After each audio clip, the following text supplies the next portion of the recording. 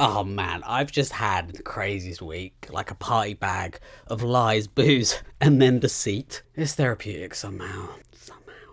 I see snap. I'm so sorry for that awful intro. My bad. Anyway, today we're talking about one of the UK's most enduring indie bands, the Wombats, and their new album, Oh, the Ocean. For a band that's been around for 2 decades, the Wombats definitely take me back to an era, and they have a sound that is definitely of that time. Formed in Liverpool in 2003, and they kind of broke through soon after in the late 2000s with their debut, A Guide to Love, Loss and Desperation, delivering indie anthems like Let's Dance to the Joy Division and Moving to New York. Since then, they've somewhat evolved with each album, keeping in touch with the times, leading a bit synth poppy with This Modern Glitch in 2011, and similarly with Glitterbug, and going for a more, I want to say, psychedelic sort of mature vibe with Beautiful People Will Ruin Your Life. And then you have their last album, Fix Yourself and Not the World, which I'm going to be honest, I didn't even know existed.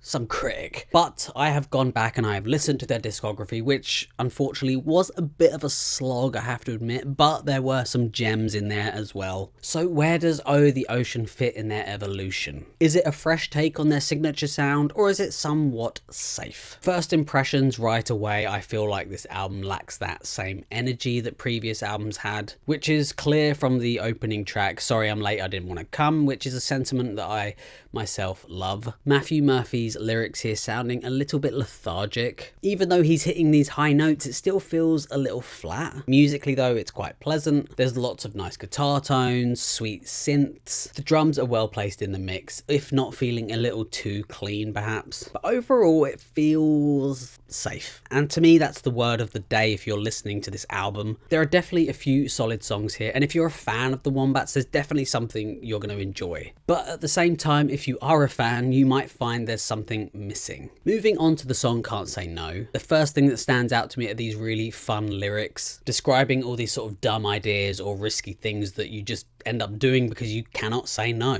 which, you know, if you suffer from a little bit of FOMO, you might be the same. It does kind of walk the line of edgy teenager a little bit, especially with lines like let's go vandalize a hearse, let's steal some cash from your mum's purse. Then you have this driving guitar pushing the song along with some really kind of punchy drums. Alongside this, you have a really catchy chorus, and it's sort of a good start to the album. Then we come back to something a bit more upbeat and reminiscent of their earlier work with Blood on the Hospital Floor. I particularly like the sounds going on in this track. From this heavy bass to this sort of retro laser effect. Again, a really catchy melody and chorus. Lyrically, I'm never like massively disappointed with the Wombats. Even if there isn't like a deep meaning or anything, the lyrics are usually quite fun. This song is like one of the more upbeat moments of the album, but I love how they sort of step it up a notch in the last minute or so, adding that bit of crunch and layering vocals. It's a nice touch they didn't need, but they did it anyway. From here though, the energy drops with Kate Moss, but I actually do quite enjoy it. The heavy bass, the high plucked vocals, and this like electric LFO thing going on adds like a nice atmosphere. Then the switch to this piano in the chorus adds this soft texture to the contrast of the harsher tones of the song. Lyrically, it's not the strongest. It seems very specific to Murphy's personal experiences, so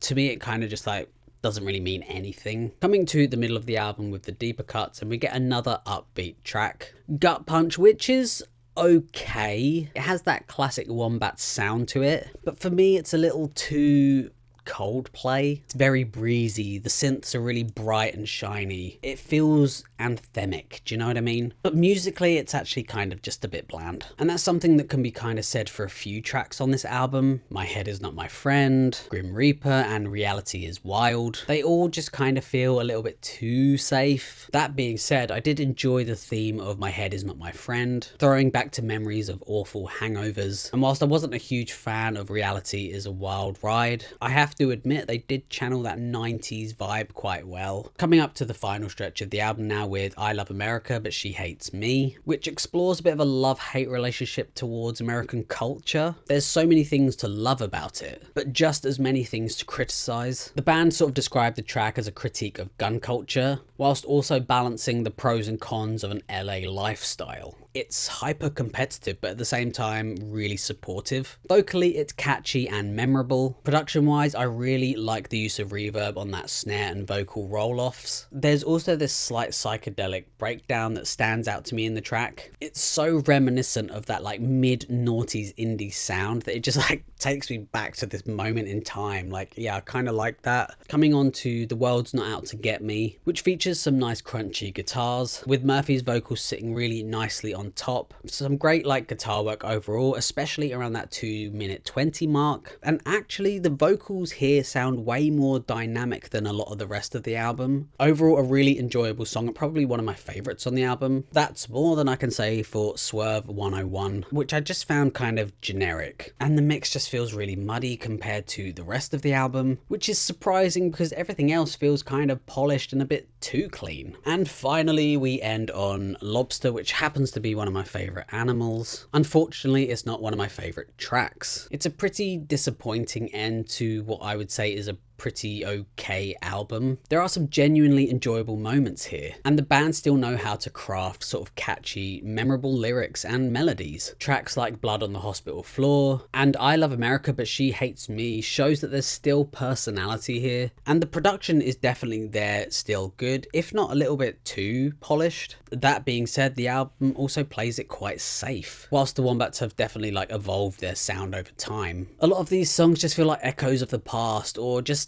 generic. For long-time fans, I think that's not going to be much of a problem, because you're definitely going to find a lot here you enjoy. But if you're looking for something a bit more bold and new, then this album might leave you wanting a little bit more. Oh, the Ocean feels like a comfortable album, not an adventurous one. Saying all of that, I think I would give this album a 6.5 out of 10. Thank you so much for watching. I hope you enjoyed it. Let me know below what you think. Feel free to like, subscribe, comment, whatever you like, and hopefully I will see you on the next one. Thank you.